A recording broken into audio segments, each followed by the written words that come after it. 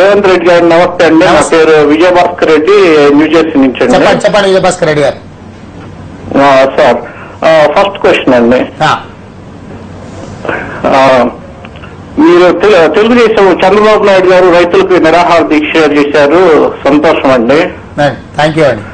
కానీ మీరు పులిని చూసి నక్క వాత పెట్టుకున్నట్లు జగన్ ప్రకటించడమే స్టార్ట్ చేశారు. ఓకే, ఇంకొకటి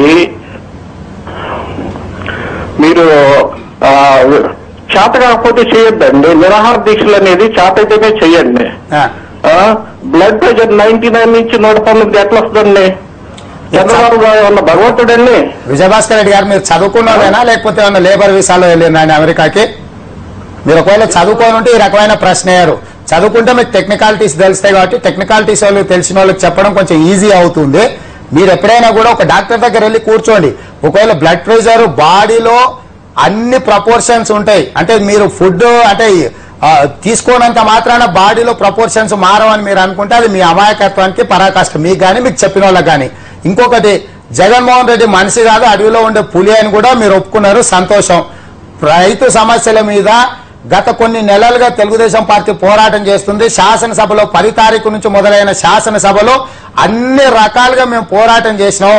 మేము పోరాటం చేస్తుంటే తీసుకెళ్లి మమ్మల్ని అంటే గోషమాల్ స్టేడియంలో నిర్బంధించిన తర్వాత మేము ప్రకటన చేయడం జరిగింది.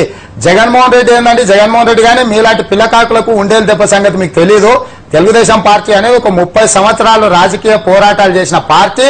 నిన్నమన్న ఇంకా పుట్టం కూడా పుట్టలే. ఇట్లాంటి పుట్టగొడుగులు పుడుతుంటాయి, పువ్వులో కలిసిపోతుంటాయి. కాబట్టి మీరు అలాంటి వాళ్ళ మీద ప్రత్యేకంగా అభిమానం ఉంటే మీరు ఆ అభిమానంతో మీ గుండెల మీద ఏమన్నా కావాలంటే మీరు ఏమంటారు పచ్చబొడిపించుకొని మాకేం అభ్యంతరం లేదు. కానీ ఏదో అవకాశం వచ్చింది కదా ఏదో ఒకటి మాట్లాడాలని ఇట్లాంటి ప్రయత్నాలు చేయకండి.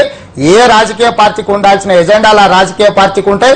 అభిమానించే వాళ్ళు అభిమానిస్తారు, మీలాగా దూషించే వాళ్ళు అంత దూరం పోయినా కూడా కనీస పరిజ్ఞానం లేకుండా మాట్లాడి దూషించే వాళ్ళు కూడా ఉంటారు. కొంతమంది అలాంటి వాళ్ళని చూసి మానసిక రోగులు అనుకొని జాలిపడి వదిలేస్తుంది తప్ప దాంట్లో ఏం పెద్దగా స్పందించాల్సిన అవసరం లేదు. ఓకే, హలో, మరో కాలర్